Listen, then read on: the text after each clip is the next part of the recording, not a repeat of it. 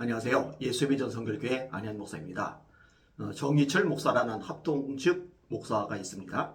이분이 한국계 목회자들을 난도질하죠. 옥하는 목사님도 욕을 하고 또 김은호 목사님에 대해서도 함부로 비난의 말을 하고 조윤기 목사님에 대해서는 숱하게 비방의 말을 하고 정필도 목사님도 또 욕을 많이 하더라고요.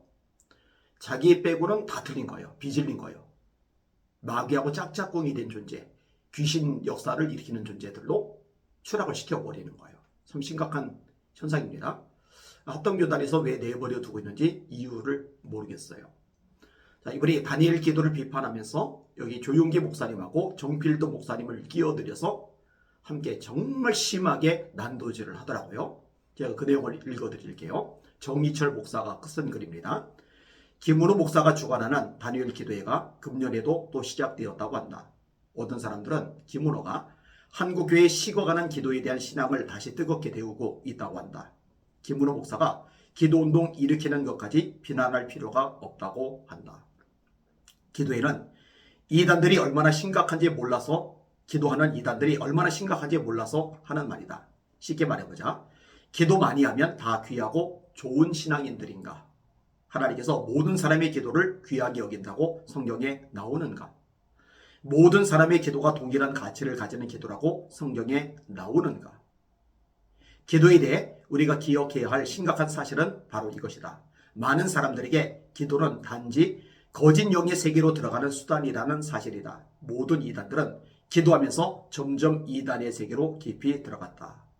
지금 한국교회의 문제는 기도를 너무 안 해서 문제지 기도하다가 이단에 빠지는 것 때문에 그 문제는 아니죠. 진짜 기도 안 하잖아요. 그죠? 그리고 기도하는 상당수의 사람들 전부 다 이단하고 연결시키는 것, 이거는 정말 위험한 발상입니다. 들어보세요. 조용기는 신학생 시절에 삼각산에 올라가 성령 충만을 달라고 방언을 달라고 간절하게 기도하고 또 생각나는 모든 죄들을 찾아서 회개하다가 성령 충만을 받았다. 조용기 같은 오순절 운동가들이 말하는 성령 충만은 이미 성령을 받고 구원을 받은 상태에서 추가적으로 능력을 가지고 임재하는 성령을 불처럼 뜨겁게 더 많이 받는 시험이다. 불성령 세례라고 한다. 그러나 기독에서 성령은 신자에게 두 번, 세 번 오는 것이 아니고 처음에 하나님의 은혜로 그리스도를 믿고 죄 용서 받는 순간에 오신다. 이게 자기 기준이죠. 성경에 어떻게 이렇게 이야기를 합니까? 물론 예수님을 구주로 영접하는 것, 예수님을 주로 고백하는 것, 이건 철저하게 성령 역사입니다. 하나님의 영으로 말하는 자는 예수를 저주할 자라 하지 아니하고 성령으로 아니하고는 누구든지 예수를 주시라 할 수 없느니라. 고린도서 12장 3절이죠. 하나님의 그 아들의 영을 너희 마음 가운데 보내사 아바 아버지라 부르게 하시느니라. 너희가 다시는 무서워하는 종의 영을 받지 않았고 양자의 영을 받았으므로 아바 아버지라 부르지느니라. 성령이 역사하시기 때문에 가능한 거예요. 그런데요, 성경 읽어보세요. 에베소에서 말하죠. 너희가 믿을 때 성령을 받았느냐? 성령이 있음도 듣지 못했다. 근데 안수하니까 성령이 임해요. 그리고 방언을 받아요. 예수님을 주님으로 고백하는 것, 성령이 내주하심이죠. 그게 성령 세례를 받는 것, 이건 잘못된 거 아니거든요. 예수님을 믿음과 동시에 성령 세례를 같이 받을 수도 있지만 예수님을 영접하지만 그 후에 성령 세례를 받고 성령 충만을 받는 거죠. 근데 성령 세례는 이례적인 건 맞아요. 한 번 받는 거예요. 근데 성령 충만은 반복되는 거죠. 사도행전 2장에 성령 세례를 받죠. 성령 충만 받죠. 방언을 말하죠. 그리고 사도행전 4장에 31절에 빌기를 다음에 모인 곳이 진동하더니 무리가 다 성령이 충만하여 담대히 하나님의 말씀을 전하니라. 이렇게 돼 있잖아요. 방언이라는 것은 성령이 믿는 자에게 임하시는 것과 직접 관련이 없다. 이 성경에 나오는데도 부인하는 거죠.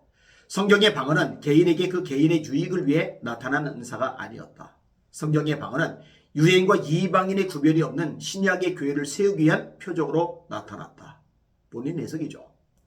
예수 그리스도를 믿지 않으면 비록 유대인이라도 하나님의 선민의 자리에서 버려지고 그 자리를 그리스도를 믿는 이방인들이 차지하는 시대가 되었음을 알리는 표적이 성경의 방언이다. 그러므로 성경의 방언은 이방인들을 멸시하는 유대인들에게 중요한 의미를 가지는 하나님의 표적이었고 동시에 그 의미가 통역됨으로 전체 교회가 유익을 누리게 하는 것이었다. 소나무 뿌리를 뽑아버리는 결사적인 기도를 밤새 강행하다가 결국 하나님으로부터 성령을 더 받아내게 떼굴떼굴 굴렀고 그런 성령의 충만의 표적으로 방언도 얻어내었다고 간증하는 조용기 등의 신앙은 성경이 가르치는 신앙이 아니다. 그런데 왜 이게 성경이 가르치는 신앙이 아니라고 말하는지 구체적인 성경적인 증거가 없어요. 성경이 가르치는 신앙이 아니면 뭘까? 이게 이제 본질적으로 하고 싶은 이야기입니다. 사단과 짝하고 사단을 섬기는 이단 신앙인 것이다. 이후 조용기는 평생 많은 거짓 이적을 일으키면서 인간들의 영혼을 사냥하는 사단의 큰 발이 되었다. 참 무서운 말을 너무 쉽게 내뱉어요. 부산에 수용로 교회를 세운 정필도도 비슷한 유형이었다. 이미 구원받고 성령을 받았다는 기독교 신앙을 가진 사람이 성령을 더 받기 위해 밤에 어떤 산의 바위에서 결사적인 기도를 강행하다가 성령의 불을 받아 거반 미치광이가 되어 떼굴떼굴 굴렀다고 했다.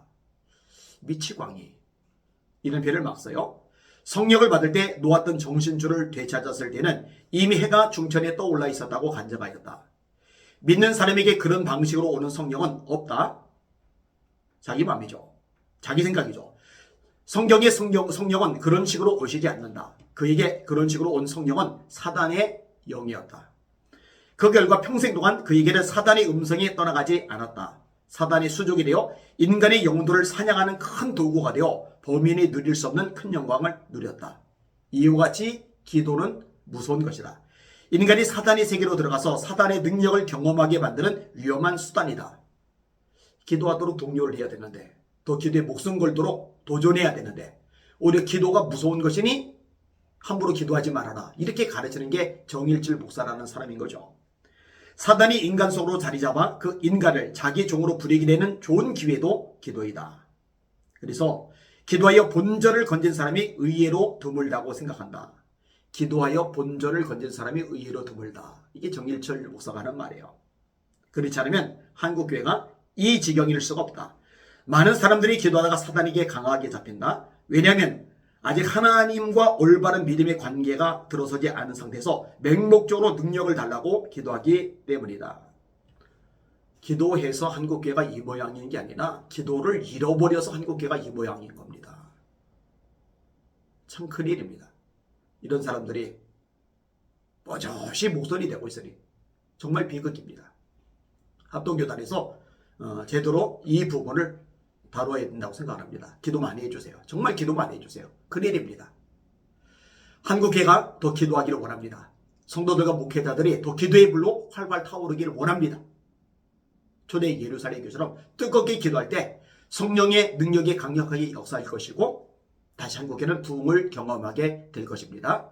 이것을 위해서 끝없이 기도하는 저와 여러분들 되기를 소망합니다. 날마다 주님 바라보고 주님의 이름으로 전진하며 승리합시다. 할렐루야.